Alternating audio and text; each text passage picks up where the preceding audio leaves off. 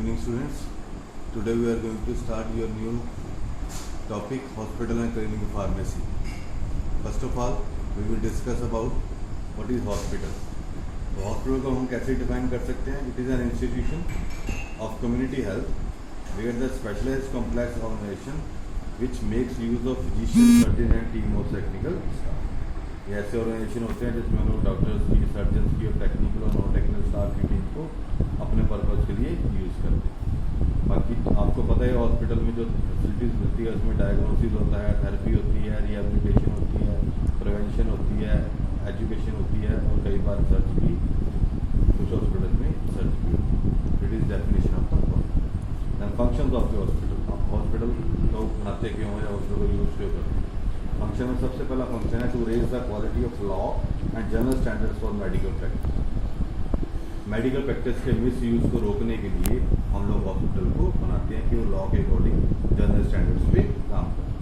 Number 2, to provide the means and methods by which persons can work together in group with the object of cure of hospital, department, patient and community. किसी भी hospital का को बनाने का purpose ये होता है कि उसमें जो ग्रुप ऑफ पर्सन काम कर रहे हैं वो उस हॉस्पिटल की प्रॉपर केयर करें, उसमें जो भी डिपार्टमेंट्स हैं उनकी केयर करें, जितने पेशेंट्स हैं उनकी केयर करें और उससे कम्युनिटी की केयर करें। तीसरा इसमें जो है, it lowers the incidence of disease through early detection and treatment. इसमें क्या होता है कि जो हॉस्पिटल जो है वो जब लोग वहाँ जाते हैं, पेशेंट जाता है तो जल्दी से डायग्नोज हो जाता है, जल्दी से वो ट्रीट हो जाता है। तो इससे क्या है कि जो इंसिडेंस है डिजीज बढ़ने के वो कम हो जाता है। And fourth one is to estimate the needs for facilities, supplies and equipment and then utilize these facilities for evaluation, control and maintenance। किसी भी हॉस्पिटल में जो फैसिलिटीज़ होती हैं जैसे सप्लाईज हैं, इक्विपमेंट्स हैं, मेडिसिन हैं, डिफरेंट मशीनरी है, उनको कैसे यूटिलाइज करना है, उन फैसिलिटीज़ की कैसे इवेल्यूएशन करनी है, उनको कैसे मेंटेन करना है और उनको कैसे यूज़ करना है, ये सारा कुछ किसी हॉस्पिटल में ही प्रोवाइड हो सकता है। Next one, it provides a common link between the general public and policy maker. ये जनरल पब्लिक और पॉलिसी मेकर यानी कि गवर्नमेंट के बीच का लिंक का काम करता है। And next one, to estimate the requirement for the department and to recommend various policies and procedure to maintain adequate and competent staff. Hospital की हेल्प से हम लोग प्रॉपर स्टाफ को या कॉम्पिटेंट स्टाफ को जो वो डिफरेंट पॉलिसीज़ के थ्रू या वो चूज़ करके रख सकते हैं, उससे हमारी डिपार्टमेंट्स की रिक्वायरमेंट पूरी हो जाएगी। Next one is it stimulates the growth of medical science whereby doctors and nurses receive their training in large teaching. इसमें हॉस्पिटल्स में क्योंकि डॉक्टर और नर्सेज की टीचिंग ट्रेनिंग चलती रहती है, इसलिए उनकी ग्रोथ होने के चांसेस ज़्यादा होते हैं और वो अच्छी सर्विस दे पाते हैं। Next one is to develop and to maintain an effective system of clinical administrator records and. किसी भी हॉस्पिटल में आपको सब पुराने से पुराना रिकॉर्ड मिल जाएगा, पुराने से पुराने पेशेंट की रिपोर्ट्स मिल जाएंगी, जो नॉर्मल प्राइवेट हॉस्पिटल्स में पॉसिबल नहीं है, इसलिए हम हॉस्पिटल्स को ज़्यादा प्रेफर करते हैं। Next one is to participate in the financial plan for the operation of hospital. किसी भी हॉस्पिटल को चलाने के लिए जितने फाइनेंशियल प्लानिंग है उसमें सबकी पार्टिसिपेट जो होती है, जितने भी स्टाफ होता है, नॉन टीचिंग या नॉन टेक्निकल स्टाफ, जो है टेक्निकल या नॉन टेक्निकल स्टाफ, उनकी कॉपरेशन होती है। Next one is to provide facility for continuing education for all the person. जितने भी पर्सन वहाँ काम कर रहे हैं उन सबकी एजुकेशन को आगे फैसिलिटी प्रोवाइड कराने के लिए हॉस्पिटल अपनी सर्विस प्रोवाइड करवाता है। The next function is to participate in and put into practice the safety programme of the hospital. क्योंकि जितने सेफ्टी प्रोग्राम किसी हॉस्पिटल में आपको मिल सकते हैं वो नॉर्मल हॉस्पिटल में या क्लिनिक में, प्राइवेट क्लिनिक में नहीं मिल सकते।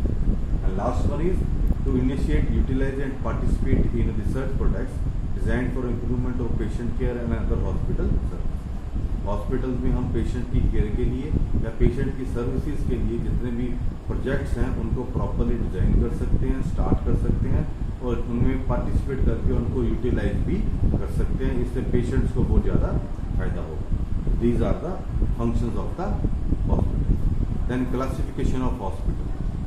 हम किसी भी हॉस्पिटल्स को, डिफरेंट हॉस्पिटल्स को 4 बेसिक टाइप के बेसिस पे जो है वो बांट सकते हैं। सबसे पहला है type 1 on clinical basis. Clinical basis मतलब कि वो जो हॉस्पिटल है वो किन बेसिस पे काम कर रहा है। तो इसमें क्लिनिकल या नॉन क्लिनिकल बेसिस में ये डिवाइड होते हैं। क्लिनिकल बेसिस है, उसमें 3 तरह के हॉस्पिटल आते हैं। इसमें मेडिसिन है, सर्जरी है और मैटरनिटी। आपने देखा होगा मेडिसिन में जितने पैडियाट्रिक हॉस्पिटल हैं, मतलब बच्चों के हॉस्पिटल हैं, जितने साइकेट्रिक और नर्वस डिजीज की हॉस्पिटल हैं, then third one is tuberculosis, TB के जो हॉस्पिटल हैं, और चौथे जो जनरल मेडिसिन के नॉर्मल हॉस्पिटल। दूसरा पार्ट क्लिनिकल बेसिस पे आता है सर्जरी। सर्जरी में ऑर्थोपेडिक सर्जरी आती है, क्योंकि जो ये बोन्स वगैरह की सर्जरी करते हैं।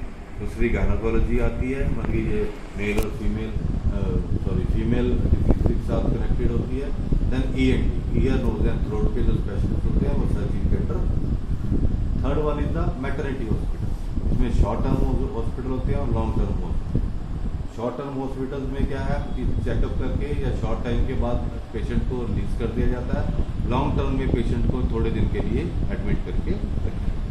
तो ये हॉस्पिटल क्लिनिकल बेसिस पे काम करते हैं। जो नॉन क्लिनिकल बेसिस पे काम करते हैं उसमें आते हैं गवर्नमेंट हॉस्पिटल, उसमें प्राइवेट हॉस्पिटल।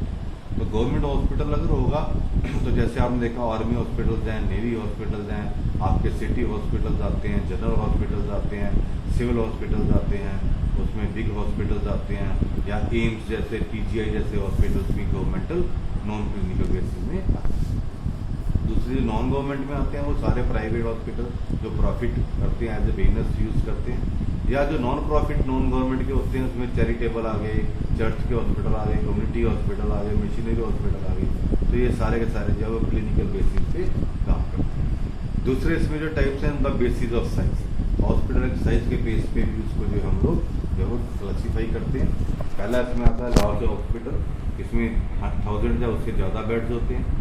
दूसरे हैं मीडियम हॉस्पिटल, इसमें 500 से लेके 1000 तक बेड होते हैं। तीसरे हैं स्मॉल हॉस्पिटल, इसमें 100 से लेके 500 तक बेड होते हैं। और उस चौथे हैं वेरी स्मॉल हॉस्पिटल, इसमें 100 से कम बेड होते हैं। तो ये on the basis of size. Third उसमें टाइप है on the basis of cost, patient कितने पैसे कर सकता है। उस बेसिस पे 2 तरह के हो सकते हैं। एलाइट हॉस्पिटल, एलाइट का मतलब आपको पता ही है कि 5 स्टार फैसिलिटी में जो हॉस्पिटल होते हैं ये हाई टेक्नोलॉजी और एडवांस मेडिकल साइंसेज का सिंबल होता है। इसमें आपको डीलक्स रूम मिल जाएंगे, AC रूम मिल जाएंगे, इसमें TV लगा होगा, रेफ्रिजरेटर लगा होगा, फोन लगा होगा। तो इनमें रूम्स का जो रेट है पर डे वो 500 से लेके 1200 तक हो सकता है। Therefore they are also called as the 5 star hospital. दूसरे आते हैं बजट हॉस्पिटल। बजट मतलब जो नॉर्मल हॉस्पिटल है, जो मॉडरेट या लो बजट पेशेंट जिनकी पास क्या पैसे कम है वो उनके लिए ये यूज़ होते हैं। इसमें हमारे सिविल हॉस्पिटल और जितने भी चैरिटेबल हॉस्पिटल हैं जो हेल्प से चलते हैं वो सारे के सारे बेस्ड कॉस्ट बेसिस पे। And last one is the type 4 on the basis of system of medicine. उस हॉस्पिटल में किस मेडिसिन सिस्टम के थ्रू जो है वो मेडिसिन दी जाती है। उसमें आते हैं एलोपैथिक हॉस्पिटल, मतलब जिसमें एलोपैथिक मेडिसिन दी जाती हैं। दूसरे आयुर्वेदिक हॉस्पिटल, जिसमें आयुर्वेदिक थेरेपी से जो है वो ट्रीटमेंट की जाती है। तीसरे आते हैं होम्योपैथिक हॉस्पिटल, जिसमें होम्योपैथिक थेरेपी दी जाती है। और चौथे आते हैं यूनानी हॉस्पिटल, इनमें यूनानी थेरेपी दी जाती है। इन सबको हम लोग आयुष के अंडर जो है वो काम करते हैं। That's all for the today. Thank you very much.